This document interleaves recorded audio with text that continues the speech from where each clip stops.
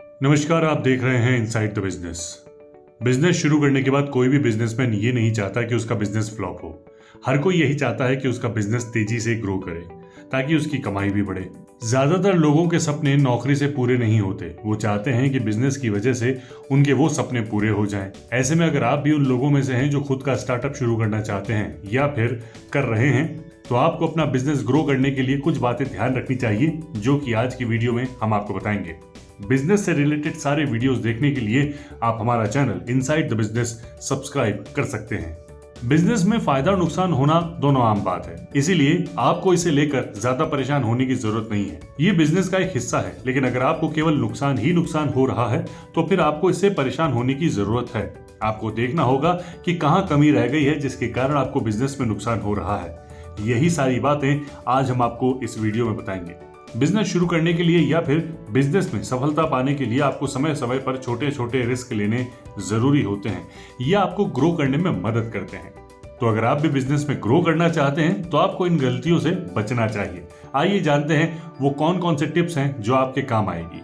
जब भी आप बिजनेस को शुरुआत करना चाहते हैं तो बिजनेस शुरू करने से पहले आपको उस बिजनेस के बारे में पूरी जानकारी होना बहुत जरूरी है, ताकि आप बिजनेस के बारे में पहले ही जानकारी से पता लगा सकें कि आप उस बिजनेस को कर सकते हैं या फिर नहीं। कुछ लोग दूसरे के कहने पर अधूरी जानकारी रखकर बिजनेस शुरू कर देते हैं, लेकिन उन्हें बाद में परेशानी होती है जब उन्हें पता चलता है कि इस काम को तो वो कर ही नहीं सकते और इसमें वो बहुत बड़ा इन्वेस्टमेंट कर चुके हैं। इसी कारण से तो बिजनेस फेल होते हैं।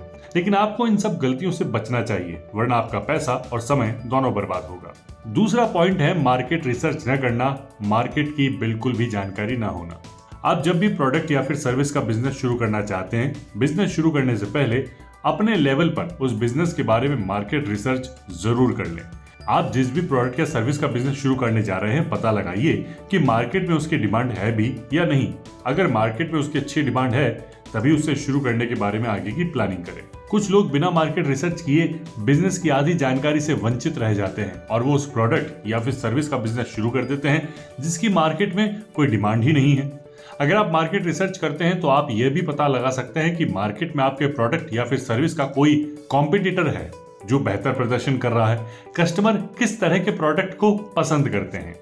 ध्यान रखिए कि मार्केट का रिसर्च बिजनेस का एक सबसे बड़ा हिस्सा है, जिसके लिए बड़ी बड़ी कंपनियां काफी मोटा पैसा भी खर्च करती है। इसलिए आप भी भले ही छोटे बिजनेसमैन हैं, लेकिन मार्केट रिसर्च को नजरअंदाज न करें।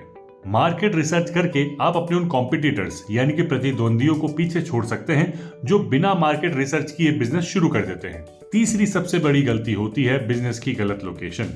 बिजनेस में बिजनेस लोकेशन काफी अहम रोल प्ले करती है। अगर आप कुछ पैसा बचाने के लालच में गलत लोकेशन का चुनाव कर लेते हैं, अपनी दुकान अपना बिजनेस गलत जगह पर शहर की गलत लोकेशन पर खोल देते हैं, तो इसका असर आपके बिजनेस की खराब परफॉर्मेंस पर पड़ेगा।